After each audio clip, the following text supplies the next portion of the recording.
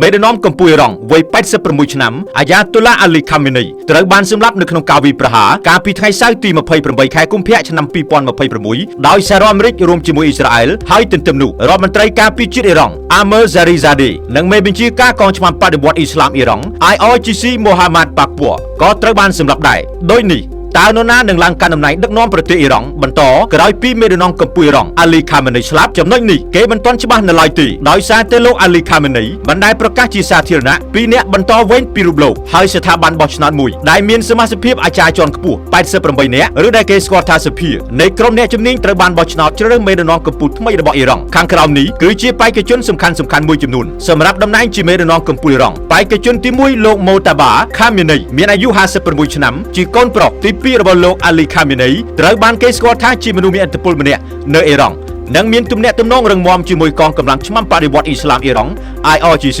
ព្រមទាំងកងកម្លាំងទាហានប៉ារ៉ាបាស៊ីកប៉ុន្តែការផ្ទេរតំណែងពីឪពុកទៅកូនមិនត្រូវបានលើកទឹកចិត្តឡើយនៅក្នុងប្រព័ន្ធនយោបាយនៃនិកាយស៊ីអ៊ីតរបស់អ៊ីរ៉ង់មិនតែប៉ុណ្ណោះមានឧបសគ្គផ្សេងៗទៀតគឺលោកម៉ូតាបាមិនមែនជាអាចារ្យជាន់ខ្ពស់នោះទេហើយក៏មិនមានតំណែងផ្លូវការក្នុងរបបដឹកនាំអ៊ីរ៉ង់នោះដែរបេក្ខជនទី2លោកអារេហ្សាអារ៉ាហ្វីមានអាយុ67ឆ្នាំជាមនុស្សដែលមិនសូវមានគេស្គាល់តែលោកជាអាចារ្យម្នាក់ដែលលោកអាលីខាមេនីទុកចិត្តលោកអាលីរេហ្សាអារ៉ាហ្វីបច្ចុប្បន្នកំពុងកាន់តំណែងជាអនុប្រធានសភានៃក្រុមអ្នកជំនាញនិងធ្លាប់ជាសមាជិកម្នាក់នៃក្រុមប្រឹក្សាអាណាព្យាបាលអ៊ីរ៉ង់ជាស្ថាប័នដ៏មានឥទ្ធិពលមួយមានតួនាទីត្រួតពិនិត្យបេក្ខជនឈ្មោះបោះឆ្នោតនិងច្បាប់ដែលរដ្ឋសភាអនុម័តប៉ុន្តែលោកអាលីរេហ្សាអារ៉ាហ្វីមិនមានទំនាក់ទំនងជិតស្និទ្ធជាមួយស្ថាប័នកងកម្លាំងសន្តិសុខអ៊ីរ៉ង់នោះទេបេក្ខជនទី3លោកម៉ាហាម៉ាត់មេឌីមបាការីមានអាយុ65ឆ្នាំជាអាចារ្យប្រកាន់តឹងម្នាក់និងជាសមាជិកសភានៃក្រុមអ្នកជំនាញហើយមានគំនិតប្រឆាំងនឹងលោកខាងលិចបច្ចុប្បន្នលោកគឺជាប្រធានបណ្ឌិតសភាវិទ្យាសាស្ត្រនៃទីក្រុងខ្ជូមនៃប្រទេសអ៊ីរ៉ង់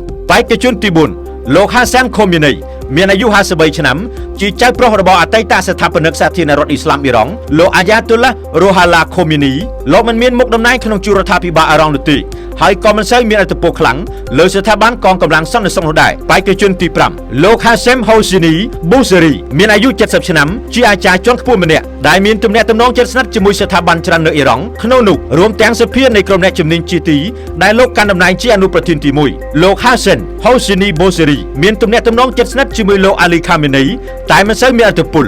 ឬកេរ្តិ៍ឈ្មោះនៅក្នុងស្រុកទេហើយក៏មិនត្រូវបានគេដឹងថាមានទំនាក់ទំនងជិតស្និទ្ធជាមួយកងកម្លាំងឆ្មាំបដិវត្តន៍អ៊ីរ៉ង់នោះដែរ